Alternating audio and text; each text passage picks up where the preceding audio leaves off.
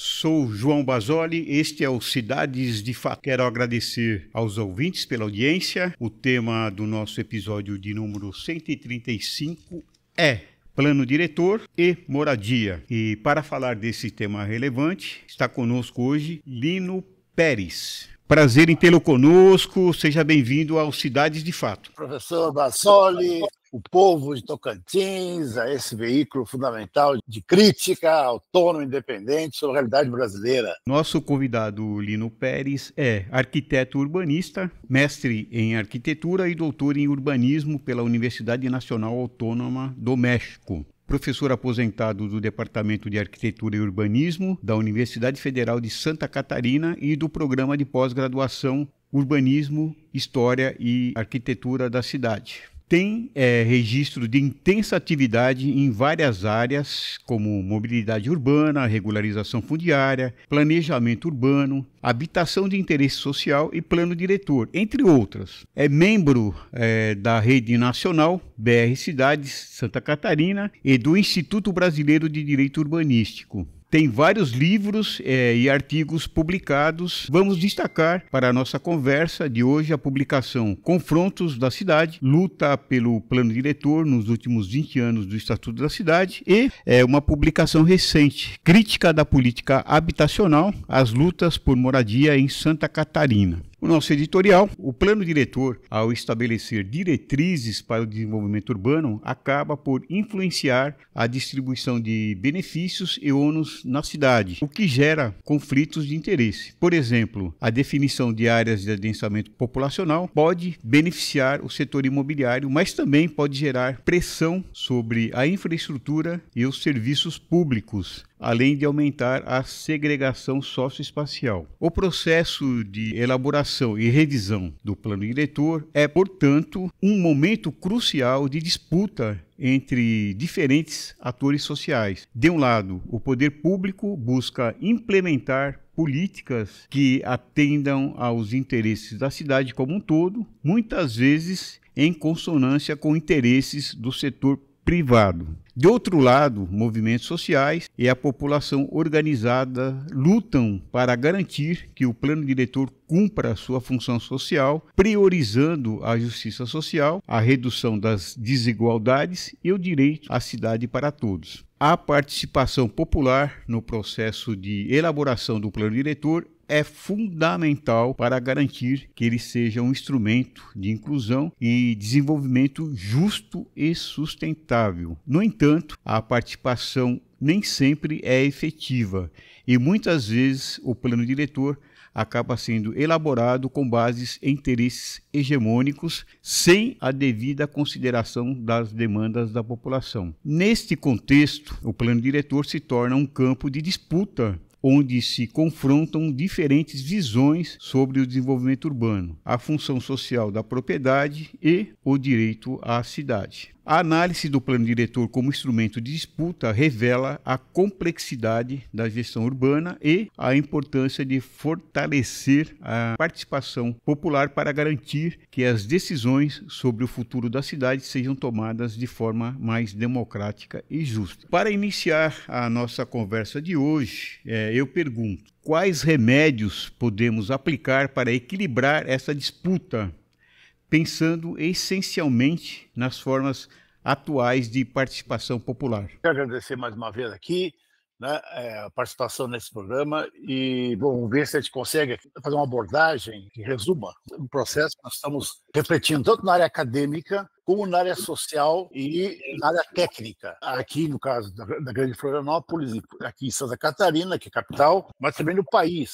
que é uma discussão que estamos acumulando desde os anos 60, pelo menos. Na realidade, Basoli, no capitalismo, todo dispositivo da legislação urbana, que é o Estatuto da Cidade, a Lei 10.257, que foi regulamentada em 2001, que vem desde a Constituinte de 88, os dois artigos 182 e 183, que é uma das legislações mais avançadas do mundo, assim como é na parte ambiental, o Brasil é muito avançado, mas é capaz agora de destruir através do PL de devastação. Isto é relativo a essa aplicação, essa medida, se não houver uma pressão popular, se não houver uma auto-organização da população para fazer valer essa letra jurídica, que foi uma luta de reforma urbana muitas décadas anteriores, desde os anos 50 e 60, e pode vir abaixo. Porque não basta só esse avanço legislativo jurídico se não houver uma consciência da população e dos seus direitos. No caso do direito do artigo 6º da Constituição, que é o direito à habitação, à educação, saúde, agora está dando transporte. Então, essa legislação pode virar letra morta. Ou uma medicação que não ataca na estrutura da desigualdade do país, que, no fundo, é uma sociedade capitalista. Como diz Engels, no século XIX, depois, inclusive, de Marx, ele continuou na produção do tomo 3 do Marx, que é a renda fundiária, e no capitalismo, a habitação como tal. Eu estendo para o planejamento urbano como territorial como um todo, ele não se resolve nos marcos do sistema capitalista, porque a habitação se transforma uma mercadoria. Mesmo com os avanços do governo Lula, que chegou a 5 milhões, mais de 5 milhões, governo Lula e Dilma, 5 milhões de habitação, não aplacou a estrutura da desigualdade, ainda que houve uma redistribuição de renda, por exemplo. Os militares produziram em 21 anos 4 milhões e meio de habitação. O governo Lula e Dilma, em 6 anos, agora 7 anos, produziram muito mais. Em tão pouco tempo, mas mesmo assim o déficit ainda continua alto. Eu quero aqui destacar para os ouvintes de que a medicação, a sua pergunta, a sua medicação, ela baixa a febre, mas não mata, não resolve, não cura. Então, ou seja, a eficácia da medicação, falando em termos médicos, bioquímicos, ela é muito mais forte se a população pressionar para os seus direitos e fazer valer a legislação urbana na cidade, o plano diretor. Porque o plano diretor, o planejamento, como diz a Flávia Vilaça, o falecido Flávio Vilaça, grande professor emérito da FAO, da USP, ela dizia que o planejamento urbano, na realidade, ele é voltado para o capital. E há uma falácia no planejamento urbano, que, a rigor, o capital é implanejável. Você, inclusive, fala isso com muita propriedade, né? Porque, veja bem, você acha que é suficiente a pressão popular para que haja aplicabilidade dos planos diretores? O que nós estamos vendo no país, de maneira geral, o executivo municipal, que é o executor dos planos diretores, eles estão simplesmente engavetando esse documento e privilegiando os setores privados, né? Mais especificamente o setor imobiliário. Nós não teríamos que repensar essa estrutura de alguma maneira. Como fazer efetivamente? A pressão popular é suficiente para que haja aplicabilidade dos planos diretores? Não é suficiente, olha só. Mesmo do ponto de vista da luta do capital-trabalho, que é, no caso, os trabalhadores na produção, de modo geral, para a legislação trabalhista, olha o recuo que deu. Porque há uma tensão permanente entre capital e trabalho. No caso dos trabalhadores que estão ali direto dos seus direitos, parte pequena, a parte só de salarial, de carreira, quando é que tem, que é atendida de uma forma relativa devido à pressão. Os demais itens, que é a segurança do trabalho, a questão habitacional, que está fora do trabalho, né?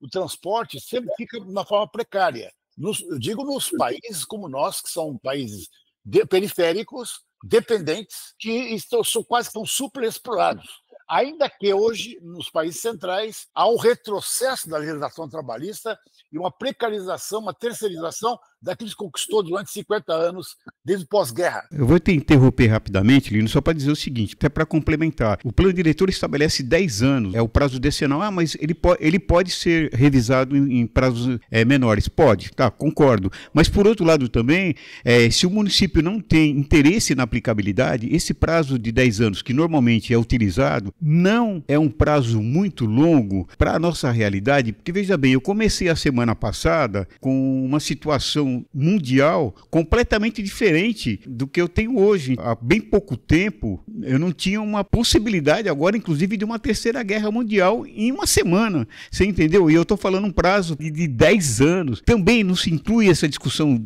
dessa temporalidade? Foi muito bem colocado. Isso foi no contexto da Constituição de 88, depois da 88 até 2001, para regulamentar o Estatuto da Cidade. Levou muito tempo para estabelecer os tais 10 anos. Exatamente.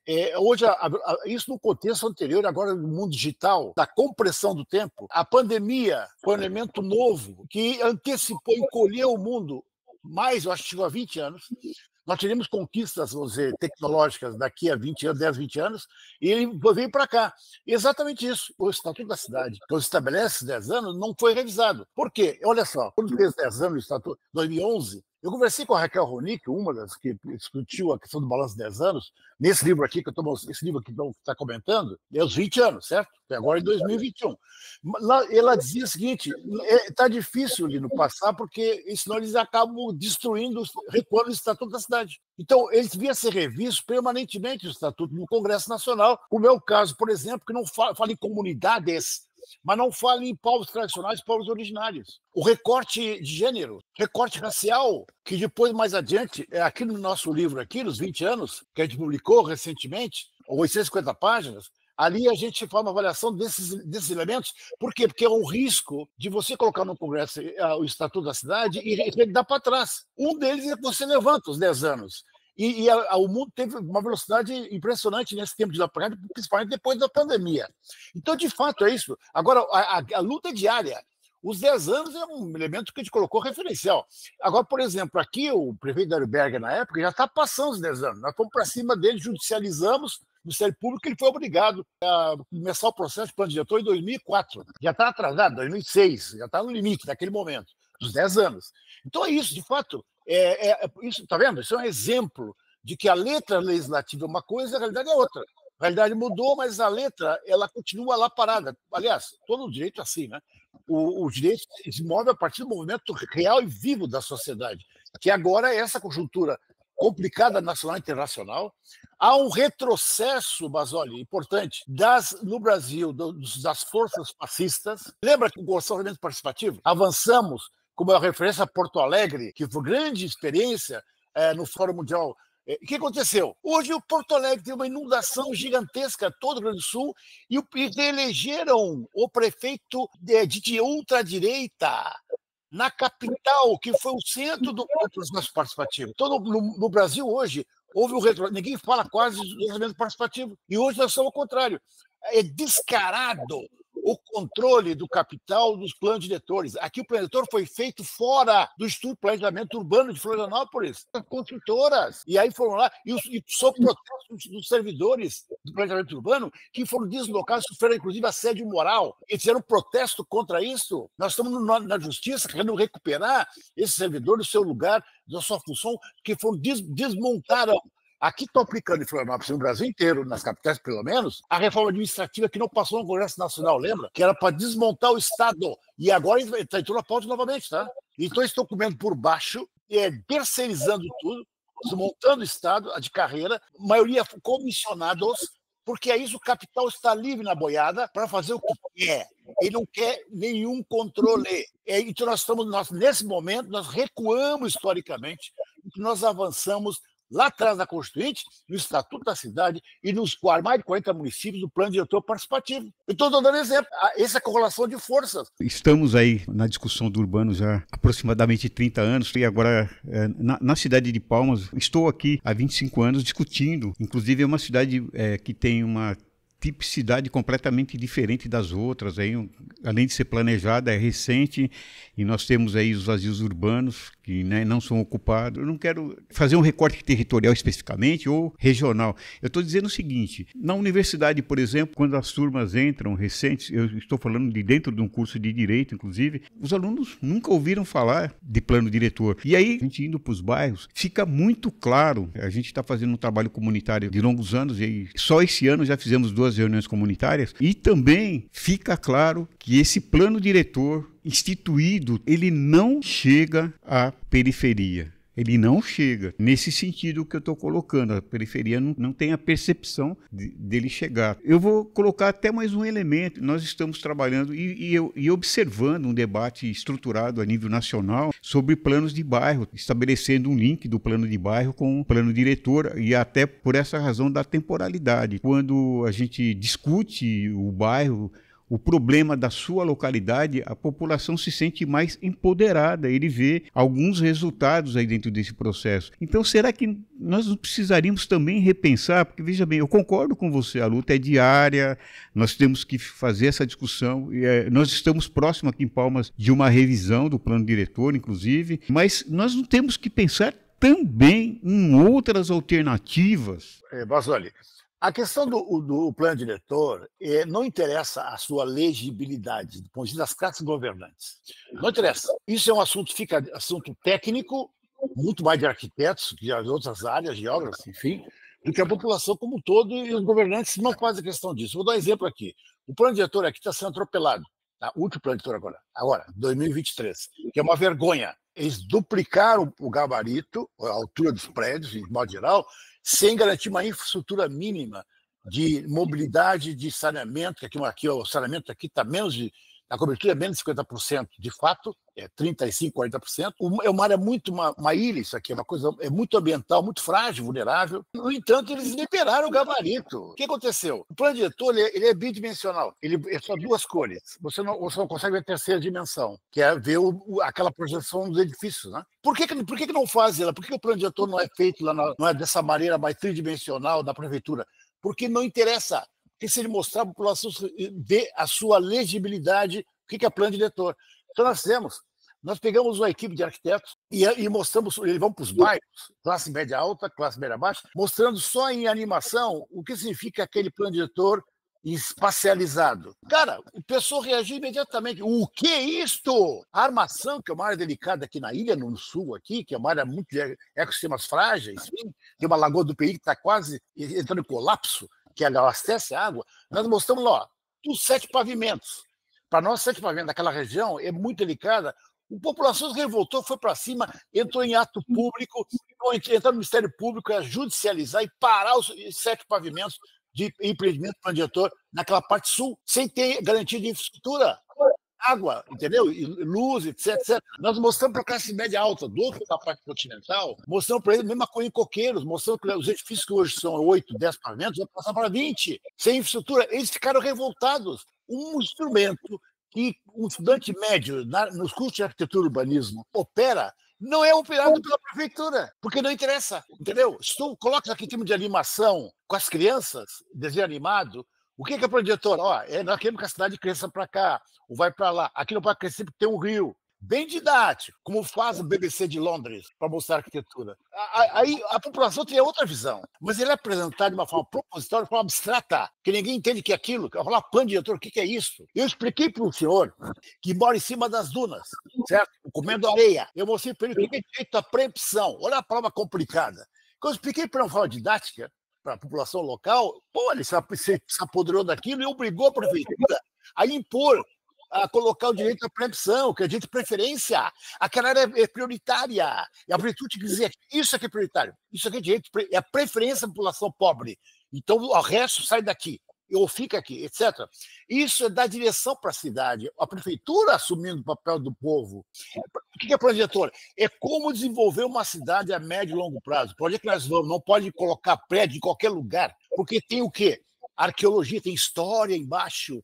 Os historiadores da arqueologia vão dizer a superfície, aqui não pode porque isso aqui é uma montanha, isso aqui escorrega, como aconteceu lá no Niterói, como aconteceu na Costa Paulista, né, e na Bahia, que as montanhas derreteram porque são frágeis, não pode colocar para edificação, tinha que tirar as populações dali, então não pode ir para qualquer direção. Aqui tem mangues, não pode perto de rios que alagam, que tem a crise climática, vai subir as marés do mundo. Então, as áreas alagáveis não pode construir. Isso é plano diretor, é mostrar concretamente onde pode ou não pode construir, etc. E não pode construir como aqui em Camboriú, estão construindo o edifício mais alto do mundo. Absurdo. São investimentos internacionais, a cidade virou ativo financeiro com a Bolsa de Valores. Agora, se você vai ver a infraestrutura lá, ela é frágil. Uma praia está aterrada. Aqui é uma vergonha, Camboriú. Perfeito, eu acho que as suas colocações trazem para a realidade, né, as questões aí que são necessárias para a discussão. Qual seria o caminho, né? Porque veja bem, é o que você está colocando. Nós temos um problema evidente. Isso está acontecendo no país como um todo. Volto a levantar uma questão que eu acho que é importante. O plano diretor é essencial. Eu acredito também que nós deveríamos avançar um debate para os planos de bairro, que eu acho que é uma forma também de integrar a população. Nós não precisamos de outras alternativas para chegar à população, porque veja bem, você está trazendo o aspecto construtivo. A gente sabe que não é só o aspecto construtivo, tem políticas públicas necessárias, a saúde não está chegando. A gente faz o recorte do plano diretor só no ordenamento, mas o plano diretor ele tem essa abrangência de entender também o processo da necessidade da integração do rural, porque o o plano diretor, hoje, essencialmente, ele trata do urbano, e ele é um plano do município, né? Mas ele tem esse deslocamento, a gente deveria ter, não o deslocamento, mas a integração. Teríamos que pensar em alternativas. Eu estive agora no Enampur, uma discussão ampla, né, com especialistas aí do Brasil todo, tal, fala em mudanças. Nós falamos muito do digital, tal, mas eu não consigo enxergar processos de discussão dessa mudança. A gente sempre tenta, de alguma maneira, recuperar condições que eu acho que agora nós precisaríamos pensar em mudar, né?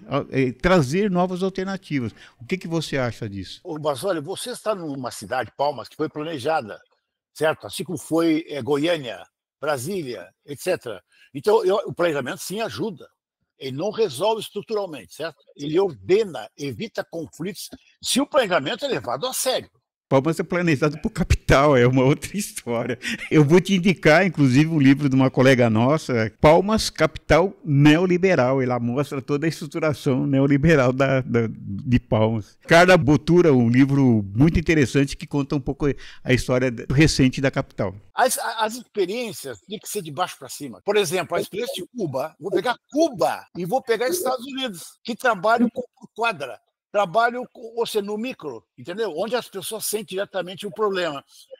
A experiência das guardas em Cuba é exemplo disso. Nos Estados Unidos, com os direitos civis, eles trabalham também por organizações por quadra nas vizinhanças do entorno. A população sabe o que vai acontecer no seu bairro todo o tempo. Então, esse processo de participação ativa, de baixo para cima, ele é central para nós, que é complementar que vem do Estado, quando o Estado opera de uma forma colaborativa. O que é raro, de modo geral. Porque, por essência, o Estado é capitalista. Ele mantém os preços maiores. Agora mesmo, o que você falou é verdade. O planejamento ele é transterritorial. Por exemplo, aqui nós temos uma discussão que tem que criar um cinturão verde. O pessoal está tudo na cidade e não produz nada. Produz, assim, temos de produção de bens manufaturados. Mas o campo ficou do lado maluco do MST, certo? E a agroindústria violenta que contamina e exporta para o mundo inteiro. Bom, mas tem um buraco que gerou a produção micro, da agroecologia. Então, hoje, nós discutimos o terra e cidade de campo, ele tem que ser integrado com um grande cinturão verde. No caso da alimentos, estou falando. Então, a grande Florianópolis aqui, no caso da nossa região metropolitana, tem que ser pensada de uma forma integrada, consorciada, no alimento. Depois, outra, a matriz tem que ser repensada, desconcentração. Fica tudo na capital. Florianópolis concentra todos os hospitais, os grandes hospitais. O aeroporto está dentro da ilha, está tudo dentro da ilha, entendeu? E da parte continental e mais distante, falta o quê? Pós-saúde, está tudo distante. E o pessoal vem do interior com ambulância para a capital. Então tem que fazer uma redistribuição dos serviços em geral, de equipamento da saúde, educação, etc. As populações de periferias aqui, que são trabalhadores e trabalhadoras, que produzem a riqueza da capital, estão distante na periferia. E a periferia está erma. Mesmo Minha Casa e Minha Vida, que 70% foi construído na periferia da Palhoça, que é um município aqui vizinho da capital. Eles deslocam diariamente, é um absurdo, ida e volta, todo tempo, que é a pior mobilidade do país. E a cidade mais segregada do país. O segundo lugar mais caro do Brasil é a cesta básica mais cara. Então, não tem como pensar, viu, Basoli? Obviamente, isso que está levantando, a capital. É uma questão territorial e regional. Assim como é também o transporte marítimo, que é um absurdo nessa costa brasileira, que é totalmente carrocêntrica.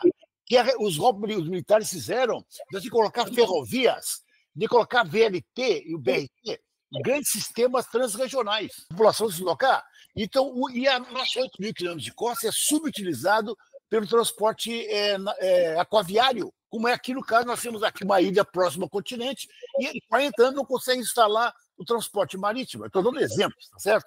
Bom, mas estou falando na questão, quando você fala saúde e educação, que não é só urbano, mas todos dependem de equipamentos. Onde estão esses equipamentos? Eles estão concentrados, mal distribuídos. Educação, saúde, escola, ensino médio, tudo. E estão rarefeitos em outros pontos. Estão concentrados exageradamente, no caso nosso, na ilha. São Paulo não é assim? Porto Alegre não é assim? Então, porque tem uma lógica de concentração num ponto hipervalorizado e a periferia rarefeita de serviços em geral. Então, essa lógica de concentração é capitalista. Nós temos que fazer uma luta de desconcentração disso. Fala um pouquinho do seu trabalho aí, da crítica da política habitacional, trabalho recente, nos diga um pouquinho aí o que vocês pensaram. Obviamente que está ligado à questão territorial, né? Vocês têm um recorte estadual, né? Santa Catarina e tal, mas assim, de qualquer maneira, nos diga um pouquinho aí sobre o que vocês mostram aí nesse trabalho, o que vocês tentam encaminhar aí para a discussão. Crítica da política habitacional. Ele é uma série Habitação e Moradia, em Santa Catarina. Só que esse é o volume 1. Esses mais acadêmicos, uma parte de momento social. No segundo volume, que já está no prelo, vai sair já, agora daqui a 2 meses, 3 meses, aí vinha os movimentos sociais escrevem a partir do seu lugar de fala. Ou seja, é a academia junto com os movimentos. Não é você falando sobre alguma coisa, mas o outro fala a partir dele, da experiência, que é o volume 2. Volume 3, vamos discutir talvez a questão do capital no litoral, essa especulação violenta que está em Santa Catarina também. Nós estamos nessa discussão também, e o reflexo que em Camboriú, Albarana e Camboriú, seu edifício mais alto do mundo, os trabalhadores estão a 20, 30 quilômetros de distância. Então isso reflete também no modelo de financiarização, reflete na habitação. Bom, por que isso aqui? Por que nós discutimos isso aqui? Meu artigo primeiro, tá? Aqui são 13 artigos. Olha só. Olha que incrível. As prefeituras locais não têm ou tem um programa de habitação insuficiente. Aqui tem o Programa Municipal de Habitação e Interesse Social, a capital, que foi em 2013, 2012, 10 a 2012. Sabe o que era? Era para este ano, de 2025, abater 15 mil unidades. Sabe quanto que abateu? 5 casas. Então nós tivemos, olha só, a queda do programa habitacional, a produção habitacional municipal, estou falando, tá? Ainda que a nacional subiu com o governo Lula, aí interrompeu a Dilma, veio o Temer e Bolsonaro, que caiu. Aí a Casa Verde e Amarela produziu muito pouco, a Verde e Amarela, e pegou muita coisa, completou do que o Lula tinha feito, mas não fez muita construção nova. Com o Lula 3 voltou. Isso é insuficiente. O governo do Estado aqui é uma vergonha. Ele não tem o programa habitacional dele, são 250 mil o déficit habitacional. Em Santa Catarina. Joinville, que é a maior cidade de Santa Catarina, a maior que a capital, não tem programa habitacional. Você acredita nisso? Aí qual é a solução aqui, Basoli? Olha aqui, aqui o aluguel é os mais caros do país.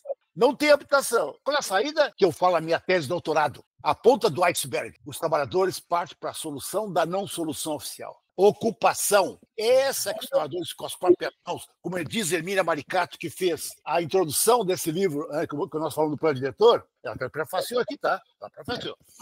Que diz que a questão da autoconstrução é a arquitetura possível. Ela falou naquela época. Hoje é indispensável, não tem saída. Se os trabalhadores não ocupam as terras que estão vazias, sem função social, as próprias terras da União, aqui na ilha, Basoli, 900 hectares. O pessoal entrou com ocupação, atravessou a ilha, a ponte, e foram ocupar ali, ficaram 4 meses. Não conseguiram ver a polícia, tiveram que parar. Em terras da União, não cumpre a sua função social.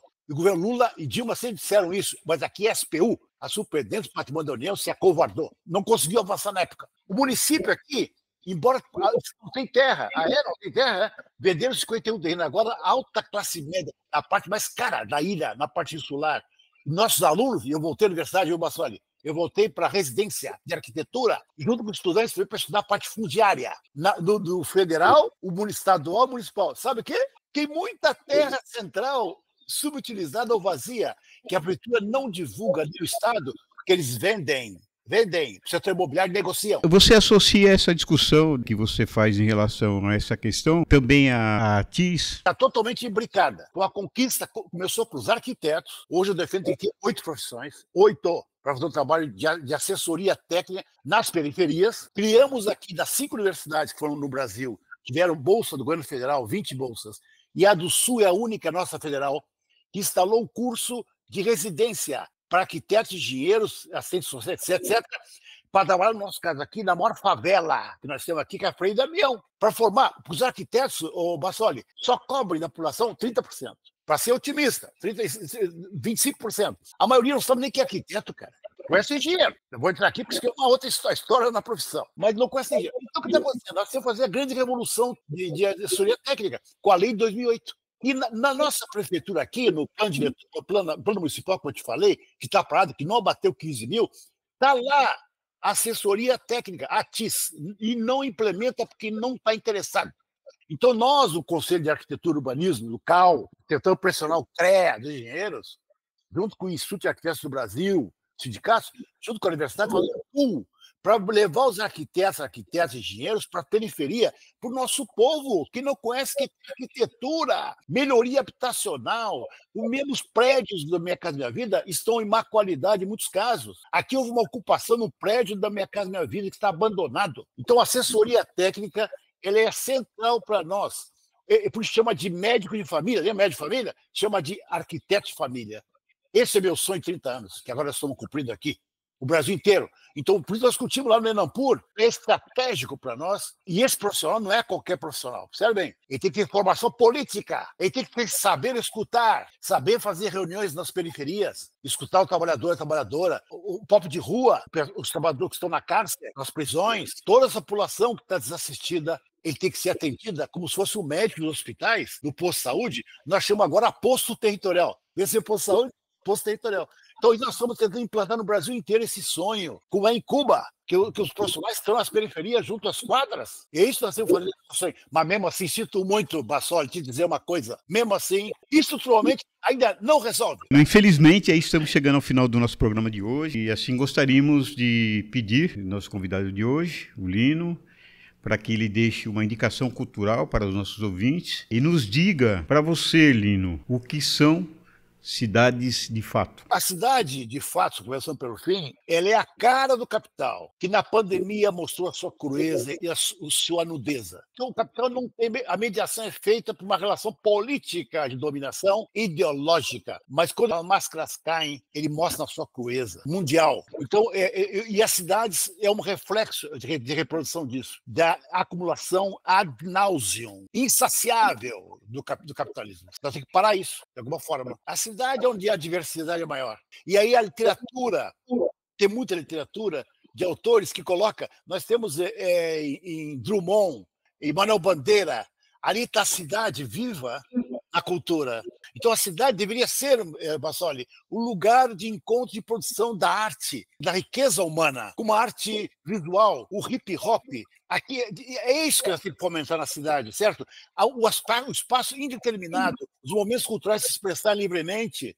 A cidade é uma grande produtora de cultura, da diversidade do outro. Mas o homem, eu sonho, o homem se transformando a partir da criação dele mesmo, junto com a natureza, de uma arquitetura que ensine a relação com a natureza, que venha debaixo da superfície, que chama como Emílio Ambas. A arquitetura, ela reproduz a arquitetura da paisagem, ela destaca a natureza e ela cobre, envolve e acolhe.